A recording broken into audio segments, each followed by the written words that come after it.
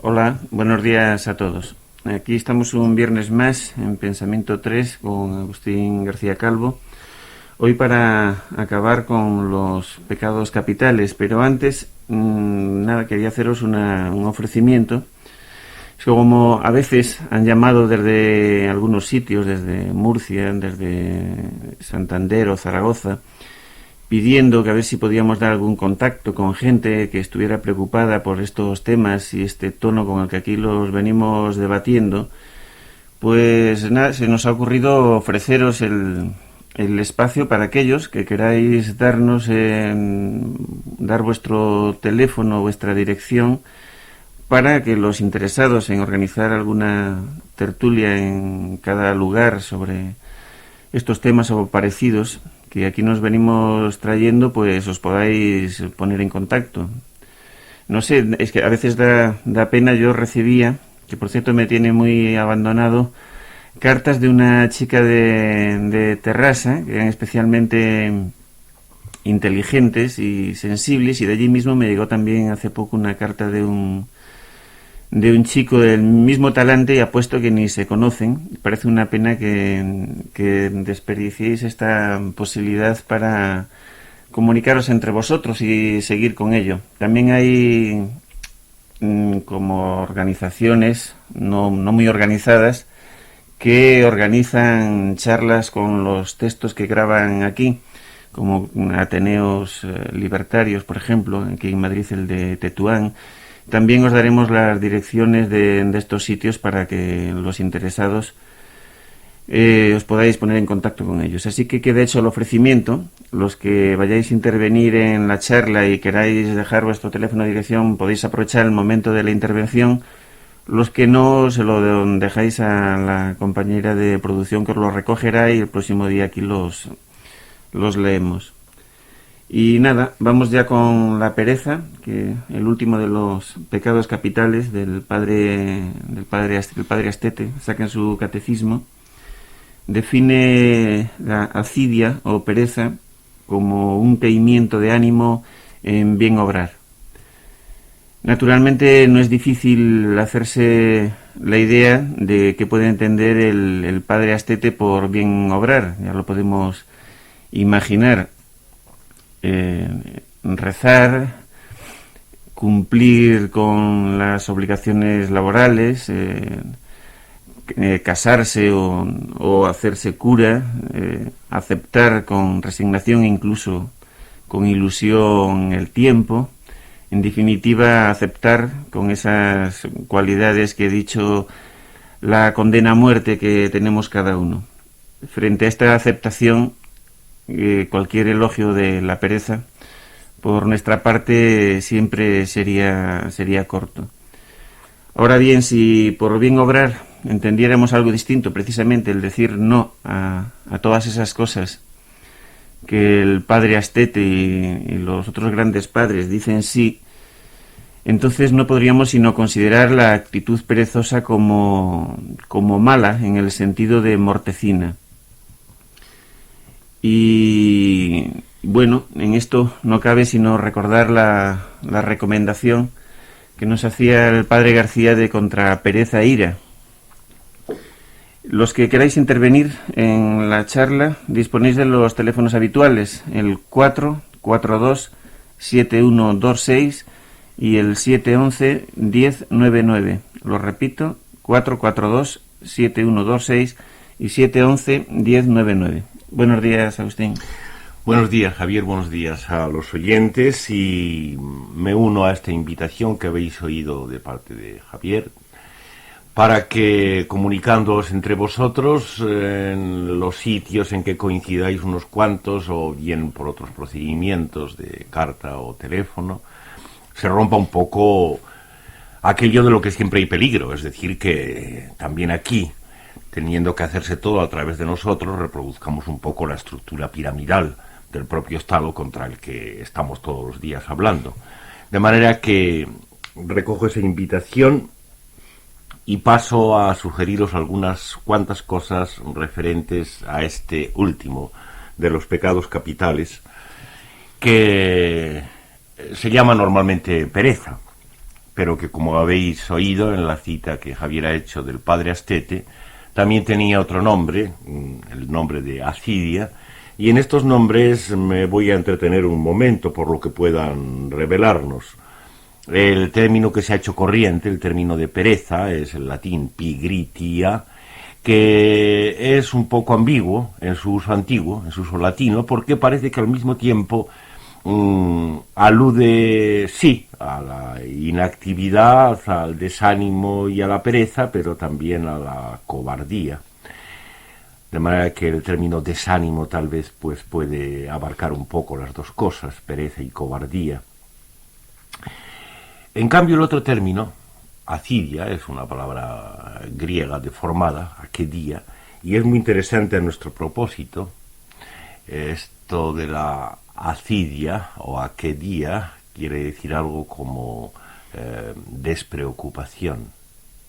Sí, es lo que más se acerca en español, despreocupación, y ya veis por tanto que el uso de los dos términos como alternativas todavía en el padre Astete, hoy ya no, hoy el término acidia ha pasado de moda y nuestros oyentes sin duda no lo reconocen como una palabra castellana. El uso alternativo de los dos términos pues revela bastante respecto al ámbito que la Iglesia, la vieja, la del padre Astete, trata de atacar, y que evidentemente la nueva, es decir, la representada por la banca, por la empresa, por el capital, por el Estado, tiene que seguir atacando del mismo modo.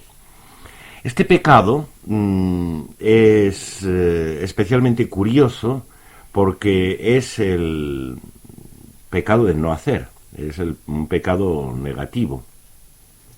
Parece que en todos los demás se implica el temor por parte de la Iglesia de que se puedan hacer cosas malas, con la ira, con la soberbia, con la lujuria. Pero, en cambio, con la pereza se trata de que se dejen de hacer cosas. Por tanto, tenemos que intentar aquí, en esto que todos los días hacemos, que es descubrir el carácter político que se esconde debajo de la apariencia moral de los pecados capitales. Tenemos que tratar de ver hasta qué punto ese no hacer o ese desánimo para hacer viene a corresponder o a sostener relaciones con eso de el no del pueblo que decía Javier, eso de saber decir que no, al que tantas veces hemos aludido como la cosa más preciosa que tiene eso a lo que llamamos pueblo y que no sabemos lo que es. Alguna relación debe haber. ¿Qué es lo que el Dios en su forma más progresada nos ordena de una manera más constante y nos impone día tras día? Pues es el hacer. Evidentemente, un hacer que no sirva para nada, un hacer lo que ya está hecho, como se da en el trabajo y en lo demás. Pero esta actividad constante es la recomendación, la orden y, sobre todo, la insinuación en cada una de las almas que constantemente estamos recibiendo desde lo alto. Hacer lo que sea, que quiere decir hacer lo que ya está hecho. Trabajar, que es reproducir una y otra vez la misma pieza, o divertirse, complemento del trabajo, divertirse lo más activamente posible, lo más ruidosamente y lo más marchosamente posible, que, como otras veces hemos mostrado, viene a reproducir el mismo esquema de repetición, de reproducción de lo ya hecho, y la negación, la imposibilitación de cualquier ocurrencia o de el hacer o el que suceda cualquier cosa que no esté prevista. Esta manía, esta imposición del hacer desde lo alto, viene de antiguo, y no en vano la vieja Iglesia condena esto como un pecado. Pero sobre todo cuando la vieja Iglesia progresó en las formas del puritanismo avanzado, bajo las herejías protestantes, o de su réplica en las contrarreformas católicas, esto se fue haciendo de más en más importante, ocupando el primer plano. el puritanismo y por consiguiente también la contrarreforma de los otros países, vino a imponer la ley del hacer, la ley del trabajo como la ley por excelencia. Es eso lo que ha dado lugar no ya al progreso, sino al progreso progresado de aquí estamos hablando, de ahí nace. Pero recordemos, se trata siempre de hacer lo que está previsto, de contar con un futuro que hay que cumplir. Esta es la característica del hacer que la Iglesia ordena. Por eso traía a colación el otro término, el de la acidia o aquedía, el de la despreocupación, porque lo uno va con lo otro, como nuestros oyentes ven. Efectivamente, de lo que se trata es de imponernos el futuro, hacernos creer en el futuro. Esta es la forma de fe predominante en nuestros días, en la nueva Iglesia. Esta creencia en el futuro es el primer artículo de nuestra fe. Creer en el futuro de forma que de ese modo cualquier cosa que pueda suceder, cualquier cosa que podamos hacer, esté prevista, esté vista de antemano, y por tanto cuando la cumplamos no hagamos más que eso, cumplirla, es decir, llenar el hueco previamente establecido. Este es el tipo de hacer que el Estado y el capital, las nuevas formas de Dios, nos ordenan ante todo. Frente a ello, la pereza podría, por lo menos, como ya también el padre Bermúdez os ha sugerido, podría pasar como una manifestación verdaderamente popular, en el sentido que aquí hemos dicho. La pereza podría ser popular en cuanto a una negación a esa orden de hacer lo que ya está hecho una y otra vez. Esa negación a estar continuamente entretenidos en el trabajo y en la diversión complementaria. Una pereza que fuera igualmente para las dos cosas, pereza para trabajar y pereza para divertirse, tal como está ordenado que uno se divierta, que después de todo es otra forma de trabajo. La protesta se vuelve popular, se manifiesta como popular en muchas formulaciones que se pueden oír por la calle. También recuerdo que algunos de los poetas populares, como Arbelli, el poeta romanesco, el poeta romano Belli, en un soneto precioso, recuerda este derecho con el non voglio lavorare, no quiero trabajar, que después se razona. Siento que sería un poco largo recitar el soneto entero y traducirlo, que después se va razonando y recordando ya en los tercetos del soneto que si el trabajar fuera una cosa buena, pues los curánganos la querrían para ellos, mientras que lo que vemos es que se guardan de ello como de las ortigas, dice. Y luego termina el último terceto volviéndose al cielo, dice: vete al cielo y mira a ver lo que hacen allá.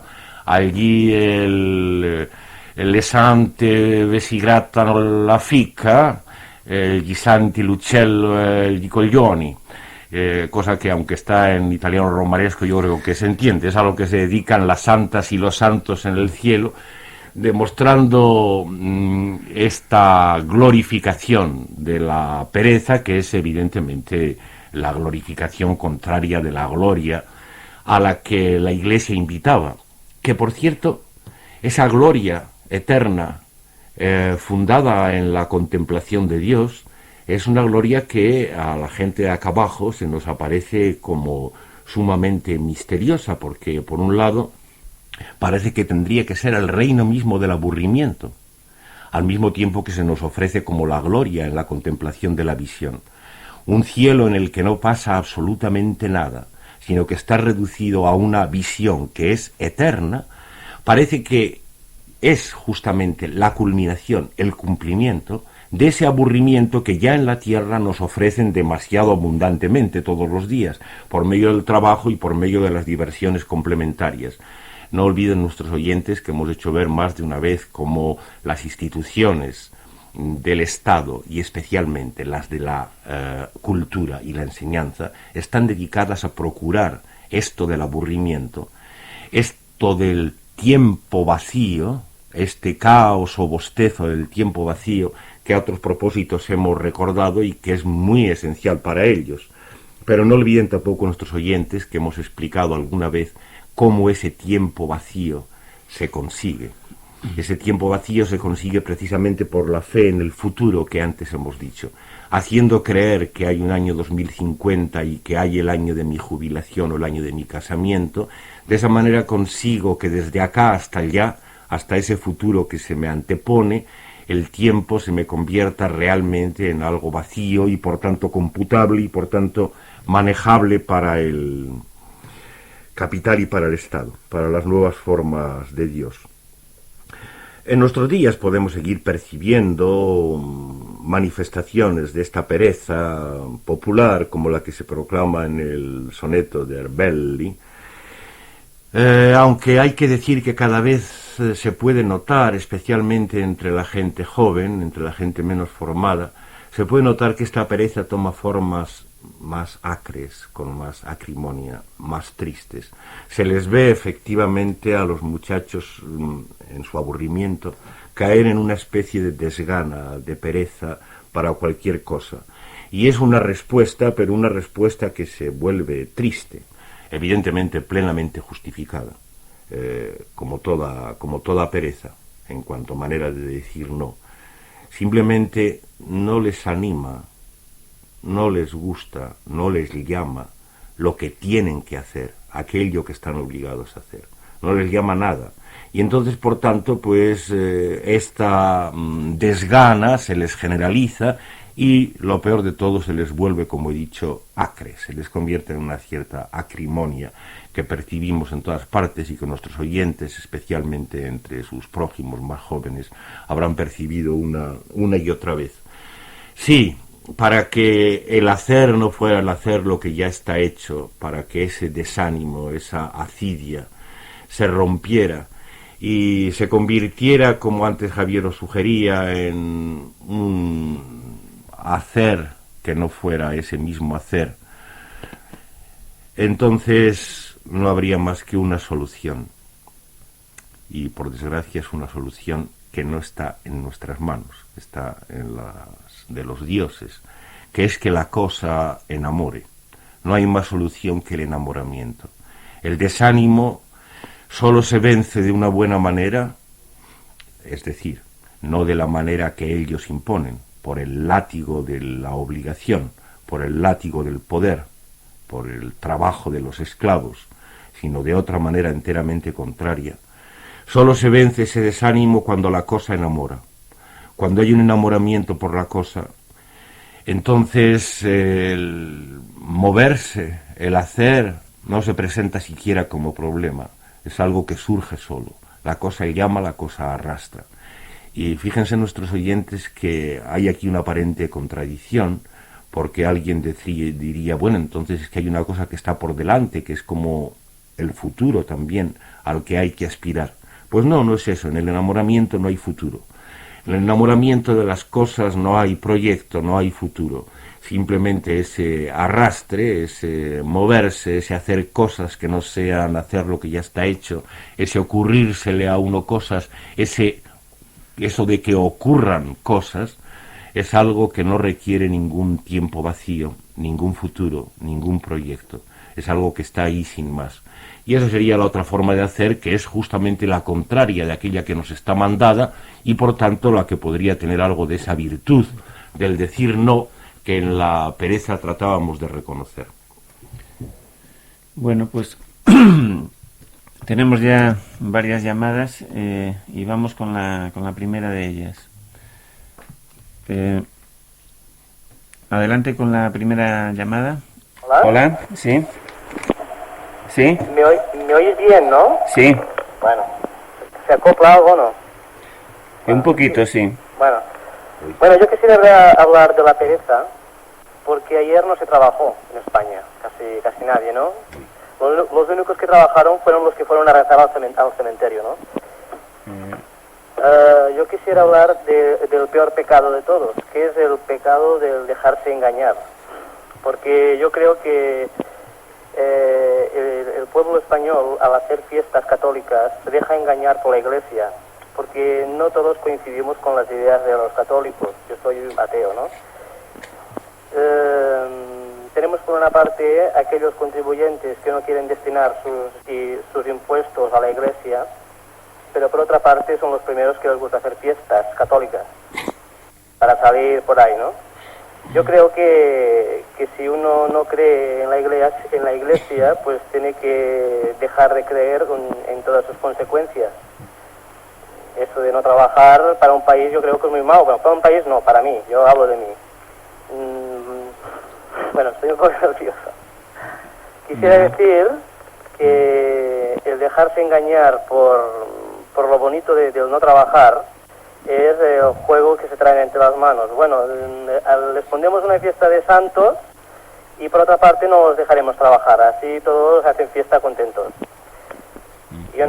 Yo propongo, pues ya que en España se hacen tantas fiestas, es por ejemplo trabajar 3 meses seguidos sin hacer ninguna fiesta y hacer 15 días de vacaciones. 3 meses y 15 días, y así todo el año. Yo creo que sí, se trabajará más y se harán más vacaciones. Solamente era el pecado de dejarse engañar por el Estado capital, de esta manera. El dar vacaciones a la gente y que se vaya la gente a rezar. Porque hay 2 tipos de fiestas. La fiesta familiar, que son Navidades, Reyes, fin de año y esto, pues que la gente pues va bien que esté en familia y juntos, tal. Pero están las fiestas como los santos estos y la Semana Santa y todas esas cosas, pues que la gente de Santa pues no se va a rezar con el rosario, pues se va la gente pues al campo, ¿no? Es una excusa para salir. Y ese es el engaño, que la gente deja de trabajar porque ellos les dicen que no trabajen porque es Semana Santa, pero nadie reza. Ya. Yo no rezo y yo sigo trabajando. Cuando no quiero trabajar, pues no trabajo, me voy de vacaciones. Y no quiero que me diga la gente cuándo tengo que trabajar y cuándo no tengo que trabajar. Cuando yo creo conveniente que tengo que trabajar, trabajo. Y cuando me voy de vacaciones, pues nadie me tiene que decir cuándo tengo que hacerlo. Nada más. Muy bien, muchas gracias. Hasta luego. Hasta luego. Sí, este oyente nuestro está todavía demasiado cogido por la vieja iglesia. El mismo hecho de que se proclame ateo es una cosa que en nuestros días suena un poco raro, suena un poco démodé, porque los muchachos ni siquiera se molestan en proclamarse ateos. Por otra parte, me gustaría recordarle a nuestro simpático oyente que eso de ser ateo es una cosa bastante difícil, ¿no? Alguna vez he explicado lo difícil que es ser ateo y que siempre se está cambiando de Dios, y concretamente aquí esa vieja iglesia contra la que él con razón nos habla, está sustituida sobre todo por la nueva, que es la que más nos interesa, que es la que nos sigue mandando trabajar y divertirnos, que es lo que corresponde a la fiesta que nuestro oyente ha recordado en formas más tradicionales, divertirnos como está mandado, es decir, llenando un tiempo vacío que ellos mismos han creado. Respecto a la cuestión de las vacaciones que nuestro oyente saca, hay que recordar sobre todo esta cosa elemental, que se sepa bien que no hace falta trabajar. Vamos, que no hace falta trabajar casi nada, gracias a las máquinas. Si las máquinas no se hubieran convertido en esto que ellos las han convertido, es decir, en un procedimiento para hacernos trabajar más y sobre todo llenarnos de más preocupaciones y más pejigueras la vida, pero que en sí no hace falta casi trabajar, y que la propuesta de vacaciones que nuestro oyente hace sería respecto a la razón común sumamente modesta. Vamos, podría proponer vacaciones muchísimo más amplias todavía y nunca pasaría nada. Sí, vacaciones que no fueran tiempos de diversión y de descanso, que son lo mismo que el tiempo del trabajo, en los cuales no se puede hacer nada más que lo previsto. Vacaciones en que pudieran surgir ocurrencias, algo no previsto, un hacer que no fuera hacer lo que ya está hecho. Vamos con la siguiente llamada. Hola. Buenos días. Buenos días. Agustín. Hola. Yo solo quería enviarte Bueno, estuve hablando con una compañera tuya que estuvo en París estudiando contigo y que me la encontré en un homenaje al Che Guevara en Nicaragua. Ajá. Y entonces ha estado allí trabajando 6 años y se iba ahora a trabajar a Namibia. Ah. Y me dijo que te enviara un abrazo fuerte. Ah, muy bien. Entonces, en relación a lo que estábamos hablando de lo de los pecados capitales, no, a mí me parece que el mayor pecado capital es la centralización. Un centro donde se acumulan los bienes, los saberes y la cultura en lugar del intercambio entre los pueblos. Que el hecho de que haya una capital del Estado demuestra este centro acumulador, ¿no? Ujú. Entonces, esto lo veo yo como en relación con la cultura occidental, como una cultura narcisista, una cultura de los espejos. No sé yo cómo tú ves esto. Ujú.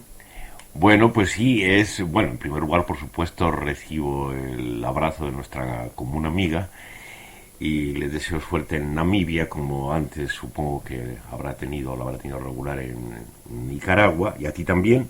Y recojo lo que ha dicho con mucha claridad respecto a la centralización.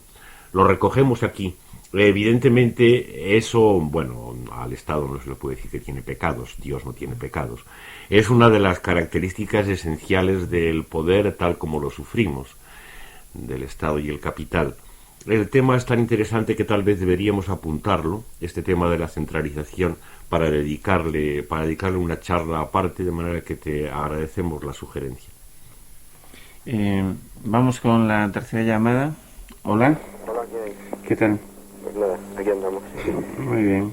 Mira, pues yo es que, no sé, un poco distanciándome porque, en primer lugar, como no conozco tanto la lingüística, pues para mí la pereza, por desgracia, y como soy uno de esos que se considera perezoso, pues lo interpreto de diferente manera. O sea, yo interpreto la pereza de un modo más o menos vulgar.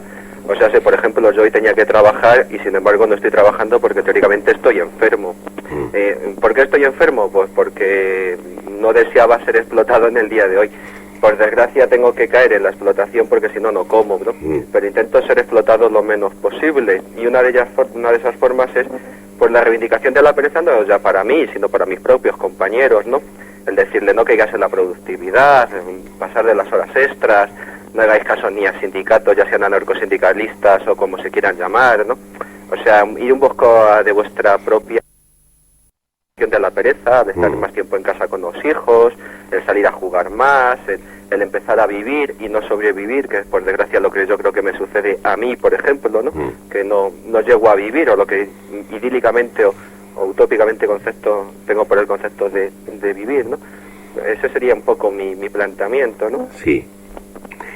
Bueno, pues gracias por el planteamiento, y tenemos que agradecer a esta práctica de la pereza, de esa forma elemental, de que hoy, en este día, a nuestro oyente se le haya ocurrido ponerse malo de no querer ser explotado. Es una enfermedad gravísima para el Estado y el capital, es la enfermedad de no querer ser explotado, porque entre otras cosas, gracias a ello lo hemos tenido aquí hablando con nosotros probablemente, y a lo mejor se le ha ocurrido decir algo que si hubiera seguido en el Tajo o en el descanso del Tajo para el café a media mañana, pues no se le hubiera ocurrido decir. Así que agradecemos a esa práctica elemental de la pereza, y bueno, nos parece muy bien, por supuesto, que mientras uno siga condenado a la sobrevivencia, como él dice, por oposición a una vida que él llama idílica, mientras siga condenado a eso y por tanto al trabajo, pues lo menos posible, por supuesto. Si no puede escurrir el bulto, si no se puede buscar subterfugios para escapar del Tajo un ratillo, pues mucho mejor, vamos.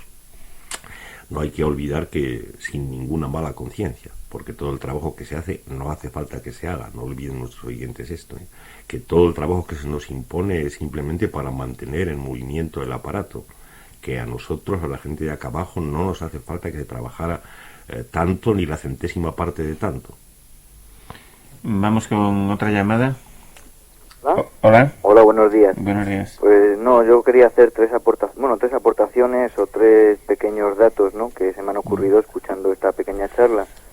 Una sería coincidir en lo que habéis dicho de que, bueno, pues en el Renacimiento y todo eso, pero sobre todo en que fue, yo creo que en la época de la Contrarreforma y la Reforma, ¿no?, con lo de la ética molinista que ha dicho, ética protestante, pues bueno, también coinciden ahí pues la época de las grandes colonizaciones, y que bueno, pues ahí hay un ejemplo claro de cómo lo que podía tratarse de pereza, la pereza de aquellos pueblos que se colonizaban, de aquellas gentes, pues que se trató de llevarlos más allá y de sacarles de su pereza para imponerles nuestro trabajo, nuestro Dios, ¿no?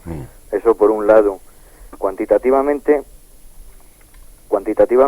que es una palabra muy fea quizás para el tema para el programa, para la forma esta de pensar, quizás lo más objetivo que se puede aportar sea decir que bueno, que en el mundo hay comida para todos y que hay viviendas para todos, y por ahora, bueno, en España no hace falta construir más, aunque hay gente que no tiene casas, eso sea un ejemplo, y que en la India se están muriendo de hambre, pero por ejemplo en Brasil y aquí en otros sitios se están tirando patatas y carnes y etcétera.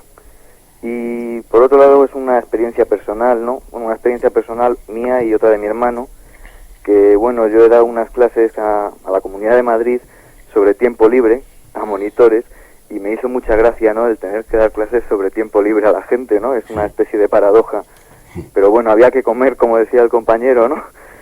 Y lo de mi hermano, pues es un chaval que tiene 10 años menos que yo, tiene ahora 16, y el hombre este, pues el otro día, hablando de anécdotas nuestras, pues parecía coincidir en esto que ha dicho Agustín, esta pereza acre y triste, ¿no? Esta acrimonia, ¿no? Porque el hombre se quejaba de que ya no se lo pasaban bien, de que ahora la juventud pues no tenía lo que teníamos nosotros antes, y que ya no había, pues citó el nombre de unos amigos míos, que ya no había esos personajes con los que poderse relacionar, y me pareció un poco triste, y le dije, hombre, pues que cada uno era como era, y que hombre, que no se dejara comer el coco por todo el mundo así. Sí. Y bueno, esas aportaciones eran solamente. Vale, muy bien, muy agradecida. Supongo que nuestros líderes habrán agradecido tanto lo referente a los apuntes históricos que, referidos a los tiempos de la Reforma, nos ha transmitido nuestro oyente, como lo referente a su historia personal y la de su hermano, que viene a presentarnos por el testimonio de primera mano algo de lo que decíamos, de cómo lo más tremendo del poder del Estado, de este Estado gobernado por la ley de trabaja o diviértete, alternativamente, es que hayan conseguido que la gente más joven, como ese muchacho, efectivamente encuentren la diversión misma cada vez más triste y la soporten con más acritud. Gracias también por haber recordado que no hace falta lo que nos dicen que hace falta, que las necesidades son casi todas falsas y que habría para todos si no hay para todos. Vamos con otra llamada más. Buenos días, salud. Buenos días. Perdonadme, señorías, el mío abuso del medievo lenguaje, pero vuestras mercedes entenderán mi inusual lenguaje si me permitís expresar con la brevedad posible ante tan grandes temas. Principiaré citando a Kierkegaard sobre la capacidad de hablar, que dice: permite que la vida de una persona exprese lo más bajo mientras su boca charlotea sobre lo más alto, asegurando que esto es lo que lo determina.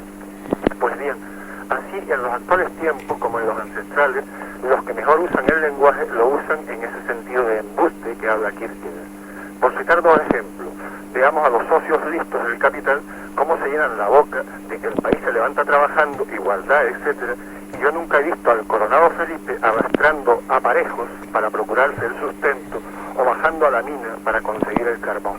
Por el contrario, pavonean yates de lujo y alternan con los parásitos reales, besando sus sacras pantoflas. Todo ello dentro de los recientes derribos electorales de que el país se levanta con esfuerzo y trabajo. De los de abajo, claro, la realeza, igual que siempre, viviendo a costa de los parias y dilapidando la sangre y el sudor de los explotados. Pereza y holgazanería solo para los elegidos reyes y papas, solo bien machos como los elegidos divinos del dios bien fálico reinante. Cuota femenina en lo mundano, no en las cosas de Dios, y así la monarquía sádico-sálica española, como franquismo coronado, que lo fue por la gracia divina, mantiene la pompa y bambalina del medievo, y al igual que Galileo, todos pesan las sacras pantoflas de los borbones indolentes y bien vividores de gorra. Y para terminar, decir que bueno, que efectivamente no hace falta trabajar, no echar la mierda en el mismo árbol, solo hace falta esperar que la fruta madure y caiga del árbol. Y se trabaja hoy hasta la muerte para que otros derrochen el suelo y la sangre de los parias, ¿no? Sí. Como lo que una compañera hablaba de que algunos libros de Agustín y él, por humildad que le alabo, pero que no le admito porque tiene que decir algo más, cito dos libros, el de Estudio acerca del lenguaje en el siglo XXI y del ritmo en el lenguaje de la Gaia Ciencia, que creo que son difíciles de conseguir. Un saludo y hasta otro. Salud. Muy bien, sí, ya han visto nuestros oyentes que nuestro oyente había hecho un intento loable de distanciamiento por medio del uso del dialecto medieval, pero que después la indignación le ha hecho perder ese disfraz, digamos, que se proponía, y se comprende que la indignación le haya hecho volver a lo contemporáneo, como el objeto de la indignación era contemporáneo para él, que esté más o menos bien elegido en la figura de los personajes que él ha citado es tal vez discutible, pero lo que más me importa es colaborar con él en intentar corregir un par de cosas. Yo creo que se le ha dejado decir que los de arriba, los políticos, por ejemplo, hablan bien. Esto no es verdad.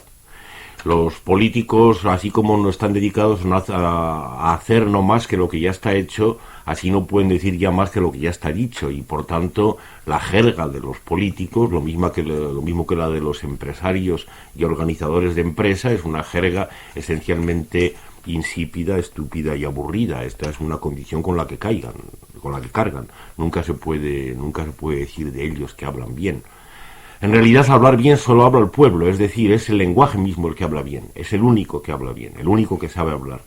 Los demás, bueno, tratamos de imitarlo un poco, y desde luego cuando se ocupan cargos y se tienen responsabilidades de esas, uno se condena a no poder emplear más que un lenguaje alicortado y literalmente estúpido, de manera que nunca se diga que ellos hablan bien. El aburrimiento con que sus manifestaciones se reciben, el aburrimiento, la indignación o la tristeza, lo prueba.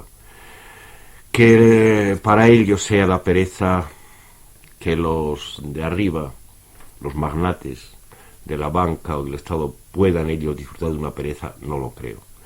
La condena del trabajo y de la diversión insípida que han impuesto a las poblaciones les afecta a ellos mismos, y les afecta casi en primer lugar. No me imagino a ninguno de nuestros dirigentes políticos ni a ninguno de nuestros grandes banqueros verdaderamente ejercitando la pereza y pasándoselo bien. Me los imagino como todo quisque, comprando cosas que no les hacen falta para nada, dedicándose a organizar vacaciones cuya propia organización las convierte en un aburrimiento, en fin, haciendo lo que cualquier hijo de vecino. De manera que olvidemos también eso de que ellos arriba están en alguna especie de paraíso, si por lo menos fuera verdad.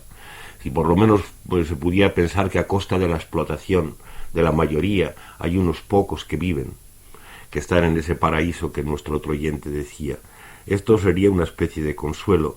No es así.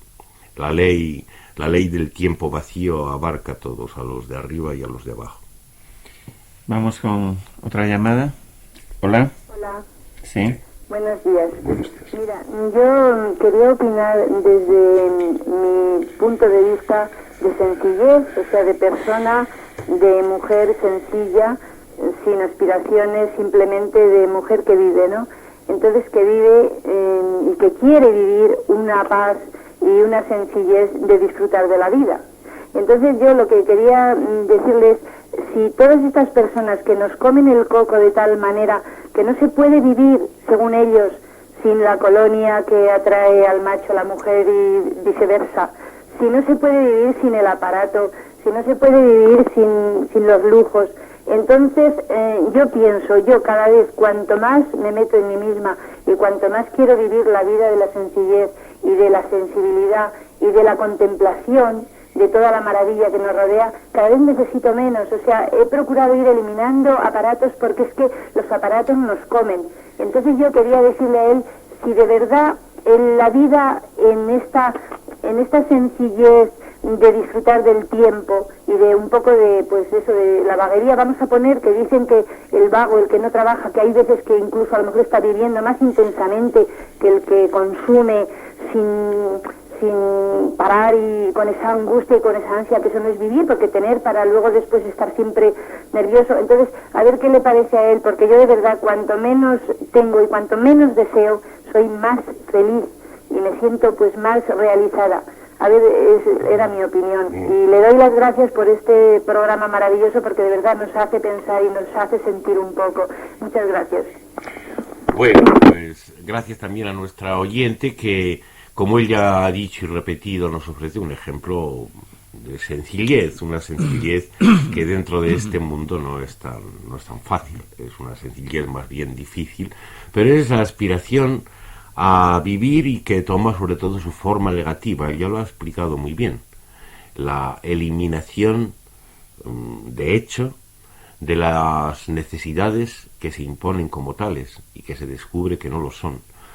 Yo no sé si se puede llegar a ser feliz, es mucho decir, pero por lo pronto yo creo que hay una cierta alegría en el propio acto de la eliminación.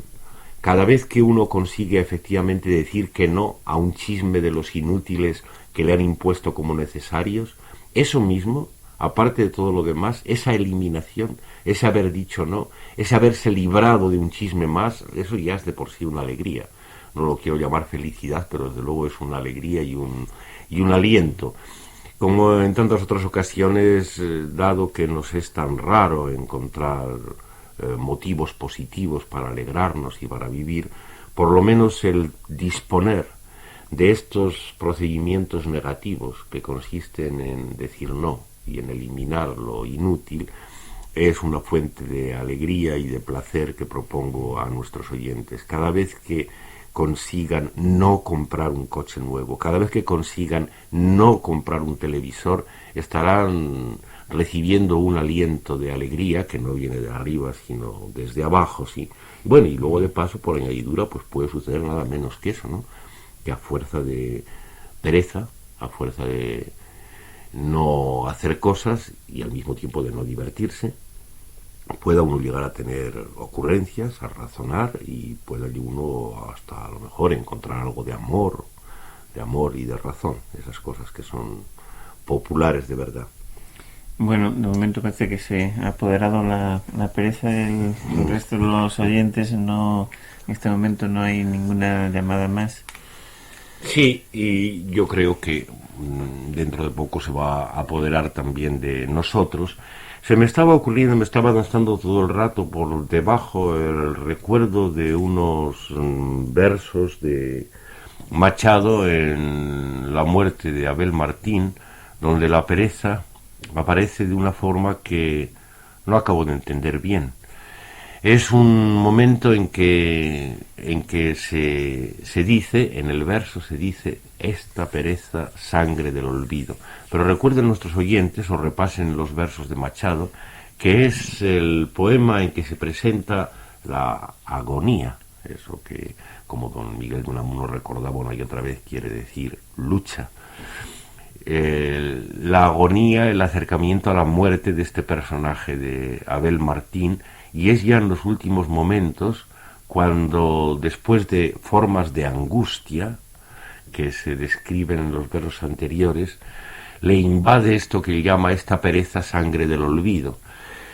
Esta pereza, sangre del olvido, parece querer poner en relación por lo pronto aquello de que venimos hablando, esta pereza de hacer lo que está mandado que se haga, con ese olvido que sería un no saber lo que está mandado que se sepa, este borrar ideas, borrar ideas y no hacer lo que está mandado que se haga, parece que son cosas hermanas que van de la mano la una con la otra.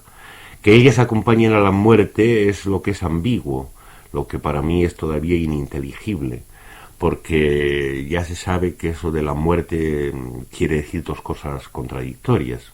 Una es la muerte como estatuto de muerto, la muerte como situación, como estar muerto, y otra cosa es el morirse, que es lo mismo que vivir, evidentemente. Y entonces, ¿qué es lo que a Abel Martín acompaña y qué es lo que le invade como pereza, sangre del olvido? Es una cosa que yo no sé muy bien y que por eso mismo, porque no lo sé muy bien, me gusta dejarles a nuestros oyentes para que, por su parte, relean los versos y le den alguna vuelta más. Sí, bueno, sigue sin haber llamadas. No sé si querrás rematar el tema de hoy o pasamos a comentar algo acerca de la falta de direcciones, de intento de contacto que se ha producido hasta el momento. Bueno, no es tan notable después de todo. Además, puede que efectivamente el tono que hayamos empleado sea un tono que haya resultado poco estimulante para vencer esa pereza, que no sé de cuál de los dos órdenes será.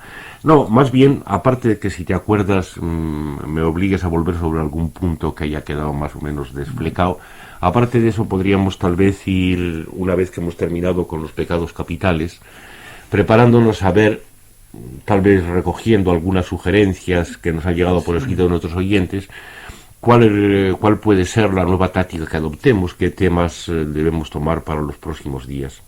Sí, bueno, en principio para el próximo viernes parece que había un par de peticiones o algo más acerca de ello, era volver sobre el tema de la hermosura. Entonces yo creo que nos ocuparemos de ello, de la hermosura, en contraposición con lo de los gustos personales. Sí, eso puede dar juego. Alguna vez hemos hablado de algo de esto, pero yo creo que merece la pena volver a tratarlos, y sobre todo si tenemos petición. Es evidente que lo de los gustos personales no se puede separar de esto de la opinión personal, y que por tanto la contraposición de los gustos personales con la hermosura debe corresponder también con una contraposición de las opiniones personales frente a la verdad. Así que sí, sobre eso volveremos, si te parece. Sí, parece que tenemos ahora una llamada y le vamos a dar paso. Hola. Hola. Sí. Quería preguntar una cosa. Sí. Si esto del tiempo vacío lo podría explicar más. Y si el no hacer nada no es una forma de crear tiempo vacío. Nada más, gracias. Gracias. Sí, tal vez no estaba tan claro como yo pensaba. A pesar de que ya en alguna otra ocasión he intentado atacarlo. Lo que se dice es esto: se hace creer en el futuro. Se hace creer que lo mismo que se cuentan cosas acerca de lo que ha pasado, se pueden contar cosas, se pueden hacer afirmaciones acerca de lo que va a venir. Esto que toma su forma más extrema y estrepitosa en las predicciones de los astrólogos y demás, pero que en formas un poco más cotidianas nos encontramos en la televisión y en la prensa y en la propaganda todos los días. Se hace creer en un futuro, pero creer en un futuro implica efectivamente que desde aquí hasta ese futuro en el que se me hace creer hay una especie de extensión que es literalmente ese tiempo vacío. Lo que importa para la manifestación política de esto es que ese tiempo vacío es el tiempo propiamente real, es decir, el tiempo que se puede contar en unidades, en horas, por ejemplo, las horas de trabajo en la fábrica o en la oficina, y que se puede pagar a su vez con horas de ocio que, como antes sugeríamos, son del mismo orden que las horas de trabajo. Esta es la condición que hace que ese tiempo vacío sea la primera necesidad para el Estado y el capital. Eso es lo que ellos manejan, tanto los empresarios y banqueros como los políticos. Recuerde nuestro oyente que la institución esencial de la nueva Iglesia es el crédito bancario. El crédito bancario, que conserva en su nombre la misma forma que aparece en el credo de la vieja Iglesia, el crédito bancario se nos revela como la forma verdaderamente actual de dinero, y consiste justamente en eso: un tiempo vacío con el que los especuladores, desde luego, pueden jugar más o menos al azar, porque no hay oposición entre eso de ser previsores y por otra parte jugar con el azar. Y por tanto, lo mismo que se manifiesta ahí en el crédito se manifiesta en todo lo demás. El tiempo del trabajo tiene que ser un tiempo vacío en cuanto que está destinado a cumplir lo que ya está previsto. Entonces el tiempo de las diversiones a que se invita a los padres de familia y a los muchachos es simplemente el llenar el tiempo que se les ha creado como vacío, y así en todo lo demás. Habría que seguir insistiendo eternamente en esta institución del tiempo vacío tan esencial, pero tal vez de momento con esto baste. Sí, ahora a última hora parece que se empiezan a acumular llamadas, pero yo creo que poder pasar solamente una, dada la hora que es. Vamos con ella. Hola, buenos días. Buenos días. Mira, Agustín, te querría decir que generalmente estoy de acuerdo en casi todo lo que dices, ¿no? Algunas veces no. Y en relación con lo del tiempo, particularmente, ¿cómo desarrollarías tú el tiempo? Es decir, ¿en qué lo utilizarías? ¿Cuál es la forma de lucha en esta vida, suponiendo que el tiempo pues no sea nada, no lo sirva para nada? Me gustaría saber tu opinión personal. ¿Cuál es la forma de lucha?